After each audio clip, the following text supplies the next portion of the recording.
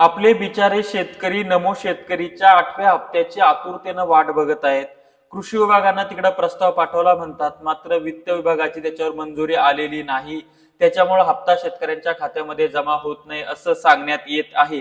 मात्र मला असं वाटतंय की ज्या पद्धतीनं पीएम किसानच्या धर्तीवर नमो शेतकरी महासन्मान निधी योजना एकनाथ शिंदे मुख्यमंत्री असताना आणली होती, मात्र ती योजना आता देवेंद्र फडणवीस गुंडाळण्याच्या तयारीत आहेत का? कारण की राज्याचं अर्थसंकल्पीय अधिवेशन हे 22-23 फेब्रुवारी पासून चालू होणार आहे.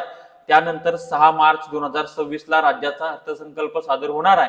या योजनेच्या वारसं कुठलं तरी एखादं चॉकलेट द्यायचं आणि नमो शेतकरीच्या हप्ता टाकणारी वर्षाला 6,000 देणारी योजना बंद करून टाकायची, असा काहीतरी मानस किंवा कायास हा माननीय मुख्यमंत्र्यांना दिसतो आहे.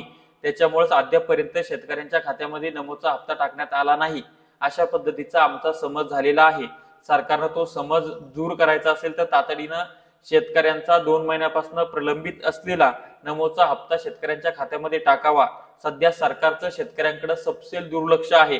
पीक विम्यामध्ये भोंगळ कारभार सुरू आहे, कर्जमाफीचं तसंच आहे, नमो शेतकरीचं तसंच आहे, ठिबक अनुदान असेल, स्प्रिंकलर अनुदान असेल, शेडनेटचं अनुदान असेल, त्याच्यानंतर विहिरीचे हप्ते असतील, कुठल्याही बाबतीमध्ये शेतकऱ्यांना सरकारकडनं राहत मिळताना दिसत नाही. उलट मानसिक त्रास वाढतो आहे. अशानं आम्हाला रस्त्यावर उतरावं लागेल.